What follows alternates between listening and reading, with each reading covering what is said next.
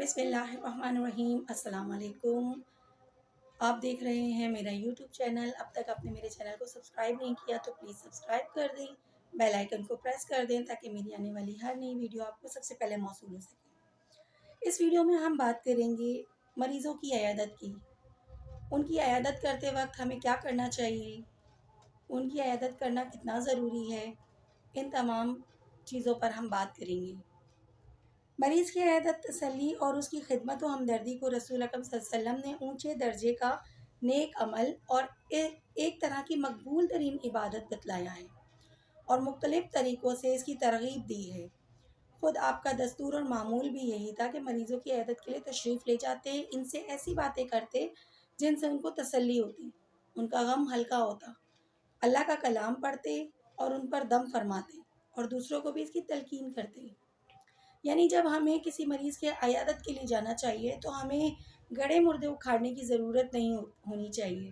ہمیں چاہیے کہ ہم اس مریض کی عیادت کریں، اسے تسلی بخش الفاظ کے ساتھ اس کی ڈھارس بنائیں، اس کو ہمت دیں تاکہ وہ بیماری سے لڑنے میں کامیاب ہو سکے، اس بیماری کو جھیلنے میں کامیاب ہو سکے۔ ایسا نہ ہو کہ ہمارے الفاظ ہی اس کو تیر کی طرح چبھیں اور وہ مزید بیمار ہو جائے۔ حضرت ابو موسیٰ اشعری رضی اللہ عنہ سے روایت ہے کہ رسول اکرم صلی اللہ علیہ وسلم نے فرمایا، بھوکوں کو کھانا کھلانا، بیماروں کی عیادت کرو اور جو لوگ ناحق قید کر دیے گئے ہیں ان کی رہائی کی کوشش کرو۔ صحیح بخاری۔ حضرت ثوبان رضی اللہ عنہ سے روایت ہے کہ رسول اکرم صلی اللہ علیہ وسلم نے فرمایا، بندہ مومن جب اپنے صاحب ایمان بندے کی عیادت کرتا ہے تو واپس آنے تک وہ گویا جنت کے باغ میں ہوتا ہے۔ صحیح مسلم۔ حضرت ابو ہریرہ رضی اللہ عنہ سے روایت ہے کہ رسول کریم صلی اللہ علیہ وسلم نے فرمایا، جس بندے نے کسی مریض کی عیادت کی تو اللہ کا منادی آسمان سے پکارتا ہے، منادی کہتے ہیں صدا دینے والے کو، تو مبارک اور عیادت کے لیے تیرا چلنا مبارک، اور تو نے یہ عمل کر کے جنت میں اپنا گھر بنا لیا۔ سنن ابن ماجہ۔ حضرت ابو سعید خدری رضی اللہ عنہ سے روایت ہے کہ رسول خدا صلی اللہ علیہ وآلہ وسلم نے فرمایا، جب تم کسی مریض کے پاس جاؤ تو اس کی عمر کے بارے میں اس کے دل کو خوش کرو، یعنی اس کی عمر اور زندگی کے بارے میں خوش کن اور اطمینان بخش باتیں کرو۔ مثلا یہ تمہاری حالت بہتر ہے، انشاءاللہ تم جلد ہی تندرست ہو جاؤ گے۔ جیسے کہ میں نے آپ سے ابھی تھوڑی دیر پہلے ہی کہا تھا کہ جب ہم مریض کی عیادت کرنے جائیں تو ہمیں اس سے اچھے الفاظ کہنے چاہیے کہ آپ کی بیماری جو ہے نا وہ جلد ختم ہو جائے گی، آپ جلد ٹھیک ہو جائیں گے، تو وہ مریض جلد صحت یاب ہوتا ہے، اس کی ول پاور بڑھ جاتی ہے۔ لیکن اگر ہم اس کو مایوس کن الفاظ کہیں گے تو اس کی ول پاور ختم ہو جائے گی اور وہ پھر بیماری سے لڑنے کی جو طاقت ہے وہ اس سے ہمت ہار بیٹھے گا۔ اس طرح کی باتیں کسی ہونے والی چیز کو روک تو نہ سکیں گی، جو ہونے والا ہوگا وہی ہوگا، لیکن اس سے اس کا دل خوش ہو جائے گا، اور یہی عبادت کا مقصد بھی ہے۔ سنن ابن ماجہ اور جامع ترمذی۔ یعنی دیکھیں قدرت کا جو قانون ہے، جو لکھا ہے وہ تو نہیں ٹل سکتا۔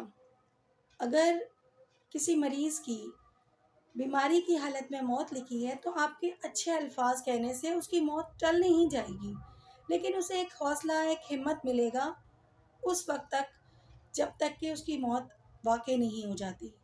اگر آپ اس کو خوفزدہ کریں گے، پریشان کریں گے تو وہ تل تل کر کے مرتا رہے گا، لیکن اگر آپ اس کو حوصلہ دیں گے تو وہ مزید جی اٹھے گا۔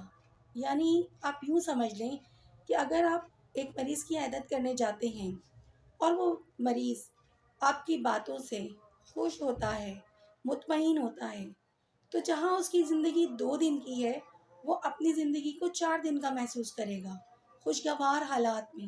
جب اسے موت آئے گی تو وہ مطمئن ہوگا۔ لیکن اس کے برعکس اگر ایک مریض کی عیادت کرنے آپ جاتے ہیں اور اس سے دل آزاری والی باتیں کرتے ہیں، گلے شکوے کرتے ہیں، اسے نا امید کر دیتے ہیں، تو جو 4 دن اس نے زندہ رہنا تھا وہ گھل گھل کے 2 دن میں ہی اختتام پذیر ہو جائے گا۔ یہ بات اس لیے میں نے نہیں کہی کہ شریعت خدا ہے کہ 4 دن کی زندگی 2 دن میں ختم ہو گئی، ایسا نہیں ہوتا۔ جو اللہ تعالیٰ نے 4 دن مقرر کیے ہیں وہ 4 دن میں ہی جا کر انسان اس دنیا سے کوچ کرتا ہے، لیکن آپ کی باتیں، آپ کا رویہ اس کو ہمت اور حوصلہ دیتے ہیں، اس کی زندگی کی جو ساعتیں ہوتی ہیں وہ بڑھ جاتی ہیں. جو 2 دن کی ساعت ہے وہ بہت آرام و اطمینان سے چلتے ہوئے بڑھ جاتی ہے. لیکن اگر اسی بندے کے ساتھ آپ اذیت والی باتیں کریں گے، گلے شکوے کریں گے، اسے نا امید کریں گے، تو جو ساتھ ہیں اس کی اچھی تھیں وہ بھی بری ہو کر چلیں گی. اس لیے جب آپ مریض کی عیادت کریں تو اس کے ساتھ اچھی باتیں کریں، اس کی عمر کو لے کر خوشگوار بات کریں، تاکہ اس کو اطمینان ہو، اس کو تسلی ہو، اور وہ آپ کے جانے کے بعد خوش ہو، نہ کہ مایوس ہو. ایک اور روایت ہے حضرت انس رضی اللہ عنہ سے. ایک یہودی کا لڑکا رسول اکرم صلی اللہ علیہ وسلم کی خدمت کیا کرتا تھا. وہ مریض ہو گیا تو آپ صلی اللہ علیہ وآلہ وسلم اس کی عیادت کے لیے اس کے پاس تشریف لے گئے اور اس کے سرانے بیٹھ گئے اور اس سے فرمایا تو اللہ کا دین قبول کر لے. اس نے اپنے والد کی طرف دیکھا جو وہیں موجود تھا. ابو القاسم کی بات مان لے. اس لڑکے نے اسلام قبول کر لیا. رسول اکرم صلی اللہ علیہ وسلم باہر تشریف لائے اور فرمانے لگے تعریف اس خدا کی جس نے اس لڑکے کو جہنم کی آگ سے نکال دیا. صحیح بخاری. اس حدیث سے یہ بات معلوم ہوئی ہے کہ بعض غیر مسلم بھی رسول اکرم صلی اللہ علیہ وسلم کے ساتھ خادمانہ تعلق رکھتے تھے، یعنی ان کی خدمت گزاری پر مامور تھے. دوسری بات یہ معلوم ہے کہ آپ صلی اللہ علیہ وسلم غیر مسلموں کی بھی عیادت کرتے تھے، یعنی آپ کے اوپر فرض ہے کہ آپ اپنے مسلمان بہن بھائیوں کے علاوہ غیر مسلموں کی بھی عیادت کر سکتے ہیں. تیسری بات یہ معلوم ہوئی جن غیر مسلموں کو آپ صلی اللہ علیہ وسلم سے کچھ قریب ہونے کا موقع ملتا تھا وہ آپ صلی اللہ علیہ وسلم سے اتنے متاثر ہوتے تھے کہ اپنی اولاد کے لیے اسلام قبول کرنا بہتر اور بھلائی کا وسیلہ سمجھتے تھے. اپنی دعاؤں میں مجھے بھی یاد رکھیے گا.